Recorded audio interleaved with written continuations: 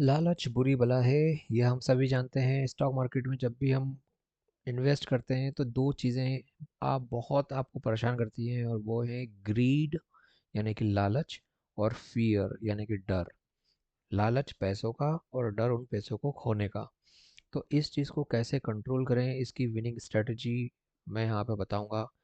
याद रखिए, stock market में डिसिप्लिन हमेशा आपको जिताएगा, ना कि इमोशंस। तो हम आगे बढ़ते हैं इस पीपीटी में। और ग्रीड एक्चुअली स्टॉक मार्केट के तुलना से देखें तो क्या है कि हम अधिकतर समय ऐसा सोचते हैं अनरियलिस्टिक प्रॉफिट्स, एक्सपेक्टेशंस। हम देखते हैं कि बैंक से हमें सिर्फ 8% का एफडी में रिटर्न मिलने वाला है, और अगर मेरे को स्टॉक मार्केट से 100% रिटर्न अगर मैं साल भर का निकाल लूँ तो मेरा पैसा एक साल में दुगना हो जाएगा। और इसी हिसाब से दो का चार, चार का आठ, आठ का दस, दस चार, दो का चार, चार का आठ, आठ का सोलह, सोलह का 32 करते हुए आप करोड़पति बनने के सपने देखेंगे। तो ये है ग्रीड, रिस्किंग कैपिटल ब्लाइंडली। इसकी वजह से ग्रीड जो है वो आप अपनी कैपिटल जो लगाते हैं उसको रिस्क पर डालते हैं ब्लाइंडली, यानी बगैर किसी नॉलेज के। और आप हाइप जो बनता है उसको चेस करने लगते हैं जल्दी गेन्स के लिए, कि इस स्टॉक की न्यूज़ आ रही है जल्दी से उसमें बाय करो, बगैर डीप रिसर्च के। तो कॉमन ग्रीड बिहेवियर क्या है लोगों में देखा गया है, अक्सर जो लालची लोग स्टॉक मार्केट में आते हैं उनके कॉमन बिहेवियर है कि वो गलतियां जो वो करते थे, कि लालच बुरी बला है, लेकिन लालच जो है उस बला का नाम है जिससे आप मोटिवेट भी होते हैं। इसीलिए इस लालच को हम पूरी तरह से इग्नोर नहीं कर सकते। डेफिनेटली हम ज़्यादा पैसे कमाना चाहते हैं, इसलिए तो स्टॉक मार्केट में आए हैं, यही हमारा लालच है। लेकिन वो कितना ज़्यादा हो, इसकी एक लिमिट होनी चाहिए। तो विदाउट बाइंग, मतलब विदाउट रिसर्च अगर आप बाइंग करते हैं स्टॉक मार्केट में, तो ये एक आपका बिहेवियर बता रहा है कि आप लालच के चक्कर में ये चीज़ कर रहे हैं। आप किसी स्टॉक में इन्वेस्ट कर चुके हैं, लेकिन आप अभी भी उसको आपको पता है आपने गलत ट्रेड चुन लिया है। लालच के चक्कर में, शॉर्ट टर्म गेन के चक्कर में आपने किसी ऐसे स्टॉक में पैसा लगा दिया है जो एक्चुअली लॉन्ग टर्म में नेगेटिव रिटर्न ही देने वाला है, क्योंकि उसके फंडामेंटल्स खराब है। और आप इंतज़ार कर रहे हैं कि नहीं, फिर भी आप लूजिंग ट्रेड को होल्ड किए हुए हैं कि नहीं नहीं मैं इसमें से प्रॉफिट लेके ही निकलूंगा। तो ये ईगो सेटिस्फेक्शन भी आ जाता है यहाँ पे, और हालांकि यहाँ पे एक लालच भी काम कर रहा होता है कि नहीं, मेरे को अभी भी यहाँ से अच्छा रिटर्न मिल सकता है। और स्ट्रैटेजी को इग्नोर करते हैं, और एक्साइटमेंट में आके आप कोई भी शेयर में बाय कर लेते हैं। आप एक समय ऊब जाते हैं ढूंढते हुए किसी अच्छे स्टॉक को, और आप इमोशन में आके किसी ऐसे स्टॉक को पिक कर लेते हैं जो आपके इमोशन या ईगो को सेटिस्फाई कर सके। अब ग्रीड जो है, लालच जो है, आपको लॉस कैसे पहुंचाता है। एक तो इमोशनल डिसीजन आप लेते हैं, क्योंकि जब आप लालची हो जाते हैं तो आप अपने लॉजिक को यानी कि अपने विवेक को साइड में रख के अपने इमोशंस के आधार पर डिसीजन लेने लगते हैं। और ग्रीड खुद भी एक इमोशंस ही है। तो एक इमोशन दूसरे इमोशन को कहता है कि ये सही लग रहा है, आपके फिफ्थ सिक्स सेंस कह रहे हैं कि ऊपर जाएगा, और आप ऐसा कर देते हैं। Entering at the market tops, market के टॉप में एंटरिंग कर जाते हैं। आपको ऐसा लगता है कि स्टॉक अभी 20% उछला है, कल भी 20% उछला था, आज भी उछलेगा, आप खरीद लेता हूँ। और उसी दिन पता चला कि वो करेक्शन हो गया और 10% लॉस में चला गया, या उस दिन आपको 20% प्रॉफिट तो मिल गया, लेकिन आपके अंदर और लालच आ गया, आप दूसरे दिन वेट करने लगे और फिर वो लोअर सर्किट में चला गया। ओवर ट्रेडिंग करते हैं।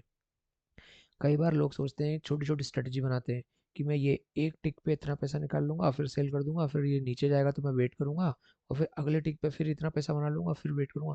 और इस तरह से वो ओवर ट्रेडिंग करते हैं, बहुत सारा पैसा वो टैक्स में और ब्रोकरेज में दे देते हैं, और लेवरेज हाई करते हैं, जिससे कि उनका लॉस और ज़्यादा तेज़ी से बढ़ता है, और वो अपना जो कैपिटल इन्वेस्टमेंट है वही खो बैठते हैं। साइकोलॉजी बिहाइंड द ग्रीड क्या है, कि FOMO, इसके ऊपर मैंने एक अलग से वीडियो भी बनाया है। Fear of missing out. आपको अक्सर ऐसा लगता है कि मेरे पास पैसे पड़े हैं, मेरे मेरे फंड्स में इतने रुपए पड़े हैं, और मैं इनको बस यहाँ पड़े रखूंगा तो इससे कोई पैसा नहीं बनने वाला, इसलिए मैं जल्दी से जल्दी किसी जगह पे पैसा लगा के इससे शुरुआत तो करूँ पैसा कमाने की। और इस चक्कर में आप, उस जल्दीबाजी के चक्कर में आप अपने आपको किसी गलत डिसीजन को ले बैठते हैं, और आप उन पैसों को गवा देते हैं। वो जो विज्ञापन आता है ना कि अच्छा वो आपने कुछ नहीं किया करके, एक चॉकलेट कंपनी का, वो कई बार इस मामले में सही होता है। कई बार मार्केट की स्थिति ऐसी होती है कि अगर आप कुछ नहीं करते हैं तो ये आपको फ़ायदा होता है, आपको इंतज़ार करना चाहिए। सोशल मीडिया के बहकावे में आके स्क्रीनशॉट्स देख के टेलीग्राम पे कि ये पिक ले लो, ये स्टॉक ले लो, ये न्यूज़ में है, या ये इसके अंदर की खबर आई है, या ये पेन स्टॉक ले लो, उसमें भी आप लालच में आ जाते हैं और अधिकतर इसमें साइकोलॉजिकली इंसान फंस जाता है। और तीसरा कि आप दूसरों से कंपेयर रिटर्न करते हैं। कई बार लोग सोशल मीडिया पे ऐसे वीडियोस डालते हैं कि ये देखिए ये मेरा प्रॉफिट है एक दिन का, ये देखिए ये मेरा ऑप्शन ट्रेडिंग में आज का प्रॉफिट चल रहा है 1.5 लाख रुपए, इस तरह के स्क्रीनशॉट्स दिखा के पहले आपको फंसाया जाता है और फिर आप उसके बहकावे में आके आ जाते हैं। एक फैक्ट को दिमाग में रखिए, वॉरेन बफेट और राकेश झुनझुनवाला जैसे बड़े इन्वेस्टर्स भी अपने जीवन काल में 20% का CAGR हासिल कर पाए थे। यानी कि 20% का एनुअल रिटर्न ही उनको एवरेज मिला है। वो तो उनकी कंपाउंडिंग थी जिसने आखिरी आखिरी में उनको अमीर बनाया। राकेश झुनझुनवाला और वॉरेन बफेट ने यंग एज में ज़्यादा पैसा नहीं कमाया, उन्होंने बुढ़ापे में आके ज़्यादा पैसा कमाया है। और ये चीज़ उनको कंपाउंडिंग की वजह से हासिल हुई है, और ये चीज़ आप भी कर सकते हैं। इसके ऊपर आप मैंने कई वीडियोस बनाए हैं लॉन्ग टर्म इन्वेस्टमेंट के ऊपर 20 साल के होराइजन को लेकर। अगर आपका होराइजन और बड़ा है, 30 साल का है, तो आप तो और बड़े पैसे बना सकते हैं उससे।